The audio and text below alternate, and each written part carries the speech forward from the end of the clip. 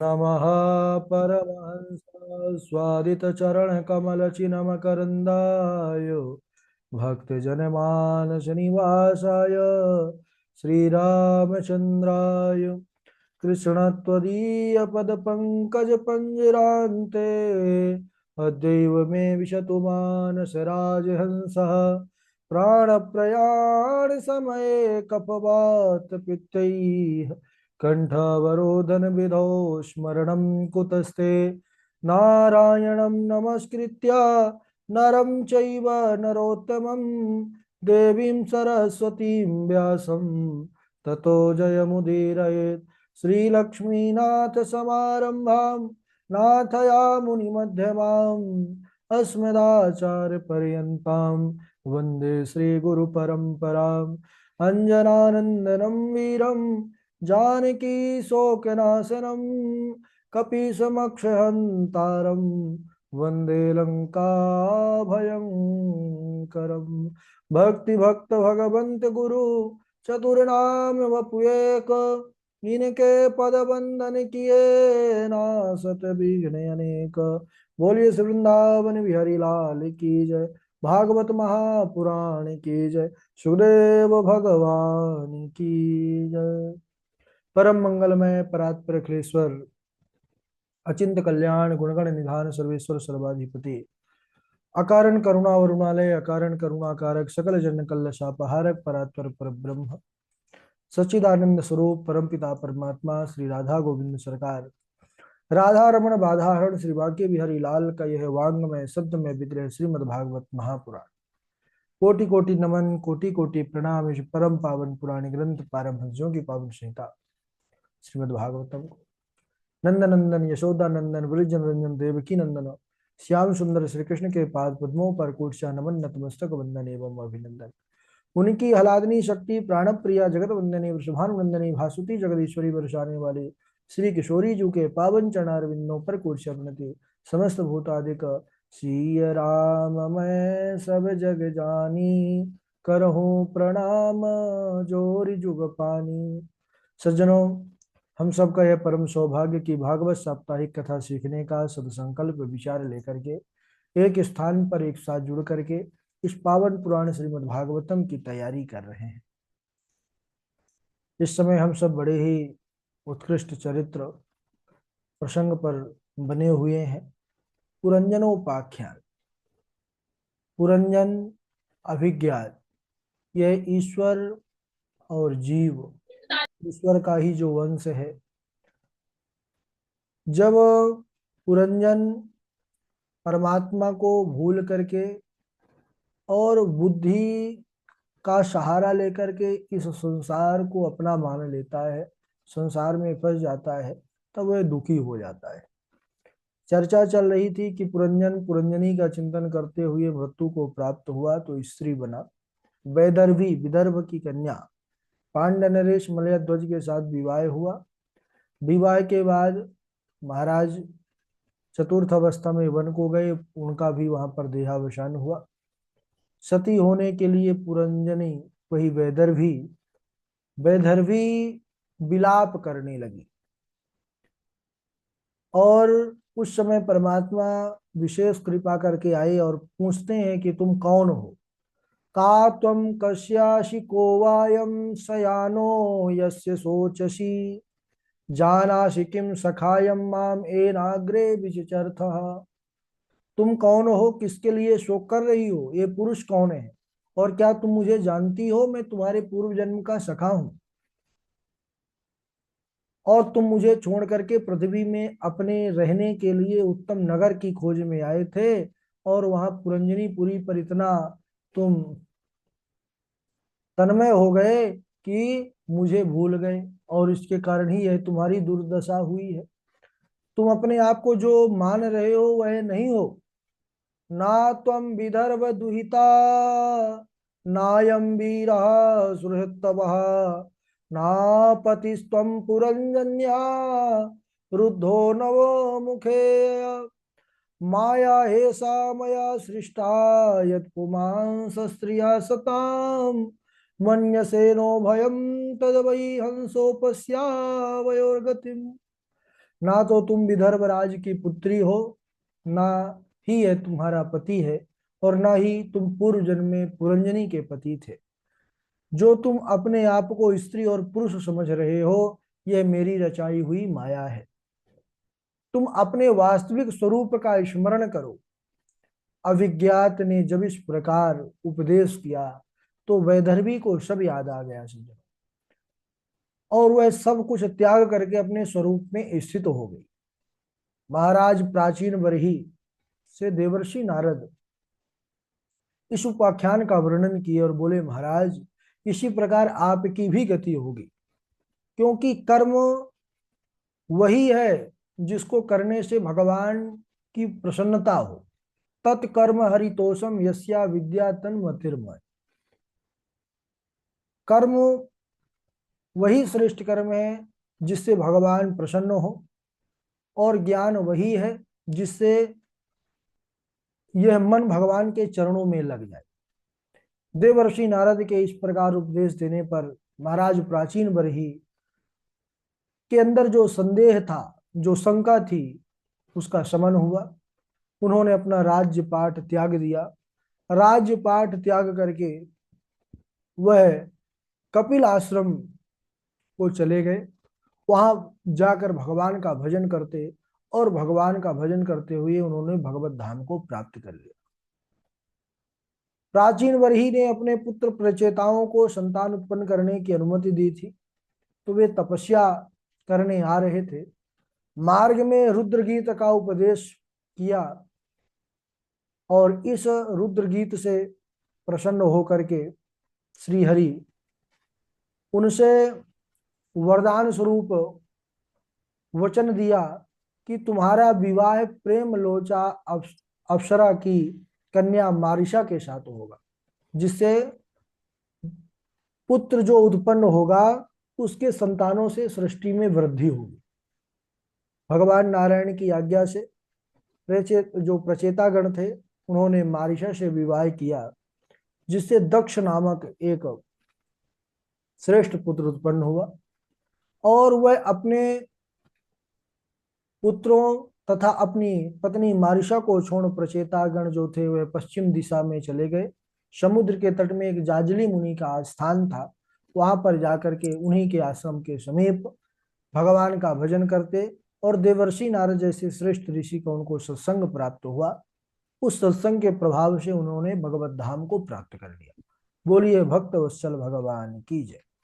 यहाँ पर सज्जनों हमारे चतुर्थ स्कंद का विश्राम होता है, और पंचम स्कंद में हम सब प्रवेश करते हैं। पंचम स्कंद को स्थान कहते हैं। स्थिति वैकुंठ विजया। प्रतिक्षण नाश की ओर बढ़ रहा है ये संसार। इसको एक मर्यादा में जो रखने से भगवान की श्रेष्ठता सिद्ध होती है उसे ही स्थान कहते हैं। राजा परीक्षित श्री सुखदेव जी से प्रश्न करते हैं कि प्रिय व्रतो भागवत आत्मा राम कथा मुने गृहे रमत यन मूल कर्म बंध पराभव। गुरुदेव, महाराज प्रियव्रत भगवान के परम भक्त थे, आत्मा राम थे। फिर उन्होंने किस कारण से कर्म बंधन में डालने वाले गृहस्थ आश्रम को स्वीकार किया, और फिर वह कैसे गृहस्थ में रहते हुए उन्होंने परमात्मा को प्राप्त किया, यह सब बताने की कृपा कीजिए।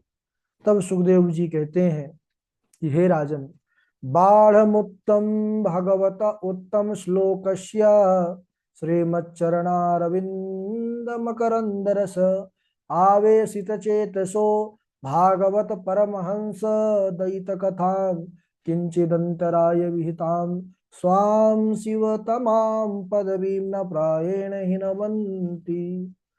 हे परीक्षित, तुम्हारा कथन सत्य है।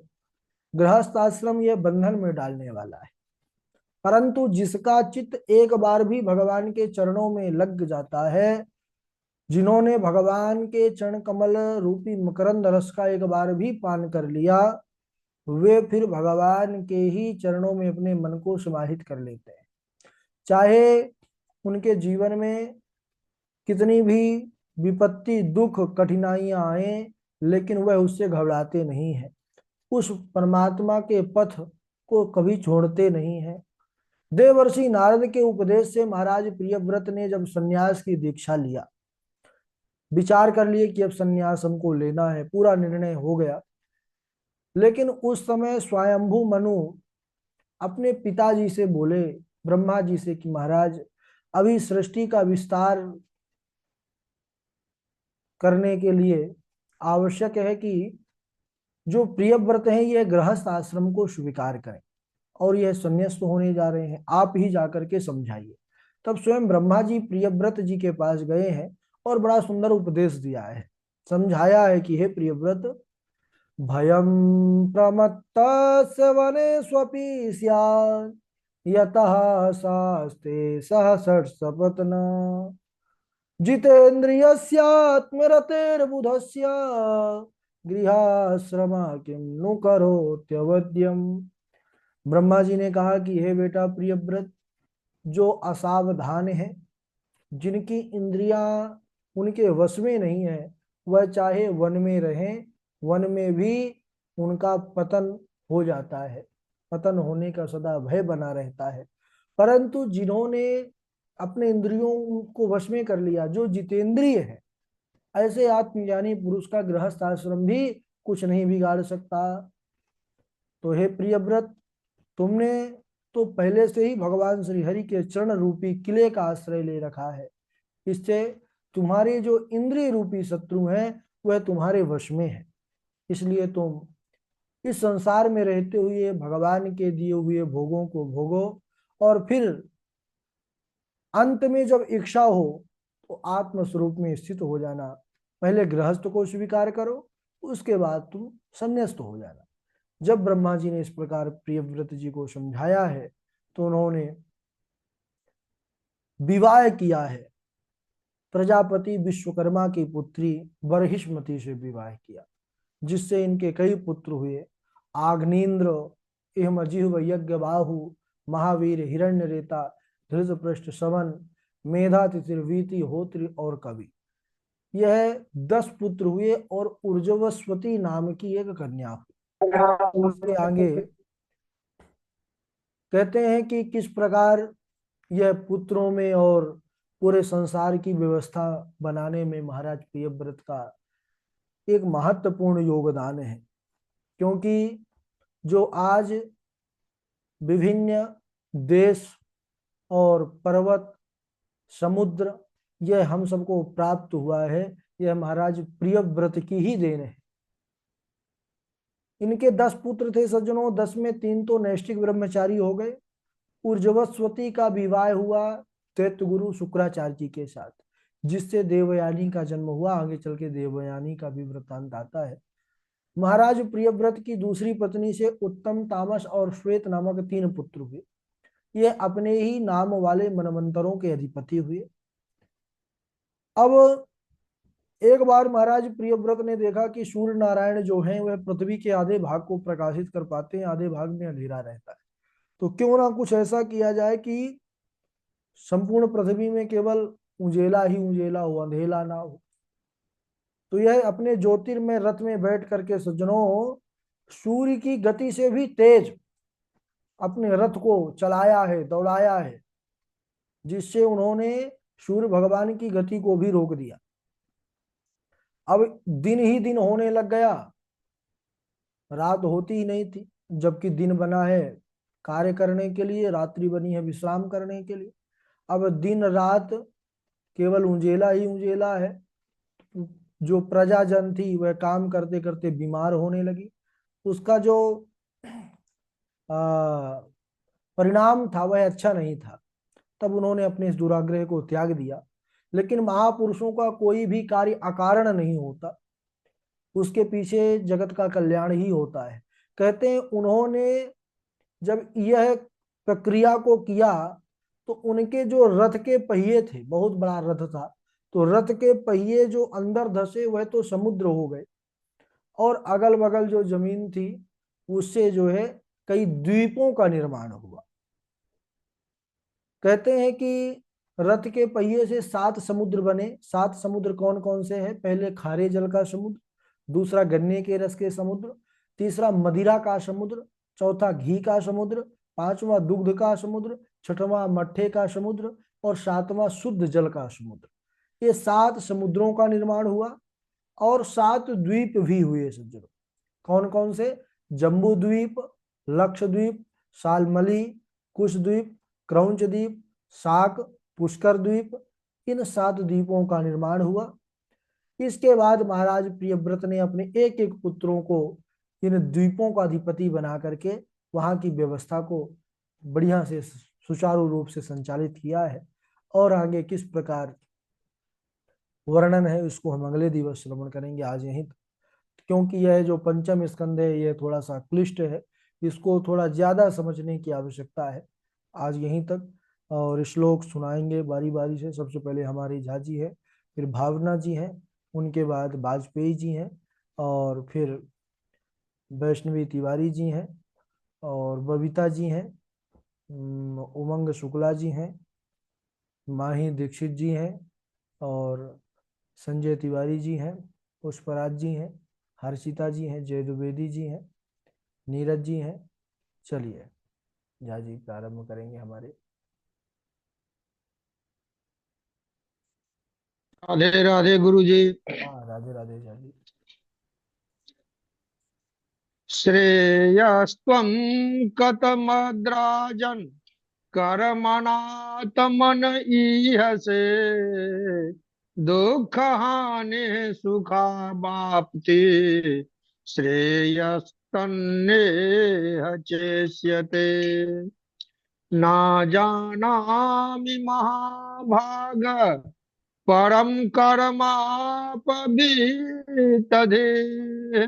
ब्रूहि मे विमलं ज्ञानम् येन मुच्येय कर्मभिः आसीत पुरञ्जनो नाम राजा राजन् बृहच्छ्रवाः तस्याभिज्ञातनामासीत् सखा विज्ञात चेष्टित क्वचिद् गायति गायन्त्याम् रुदत्यामरुदति क्वचित् क्वचिद् हसन्त्याम हसति जलपन्त्यामनुजलपति।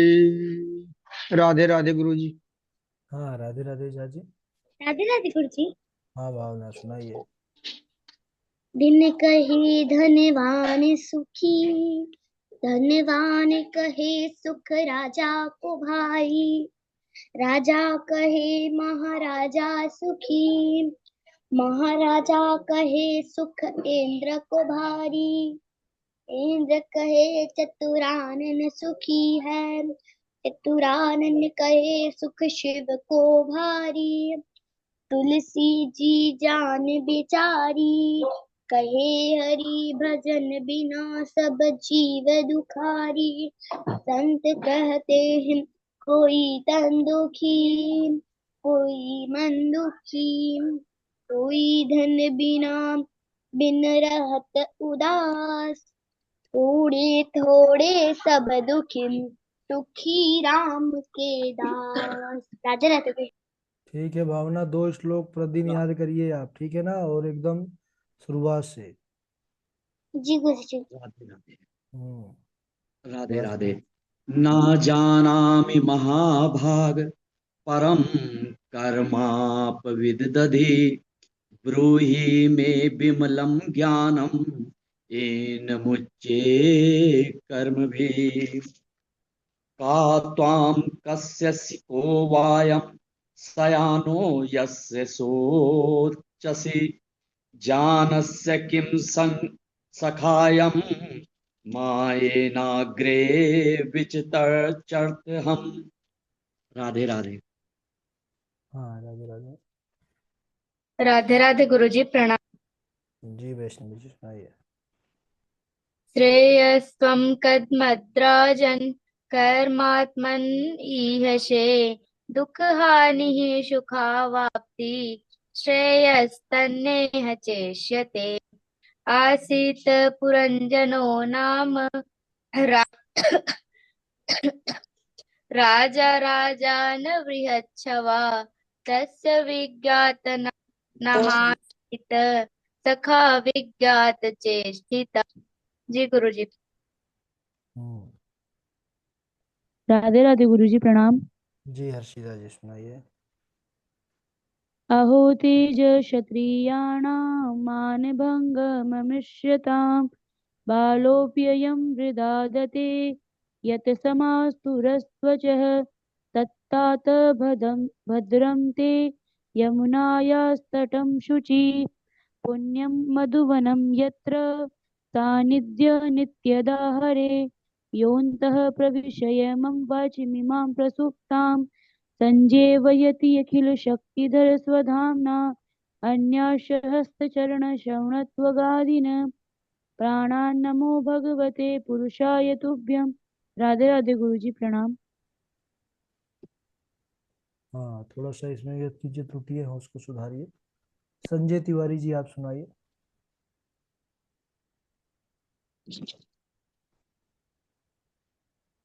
संजय तिवारी जी जी गुरु जी।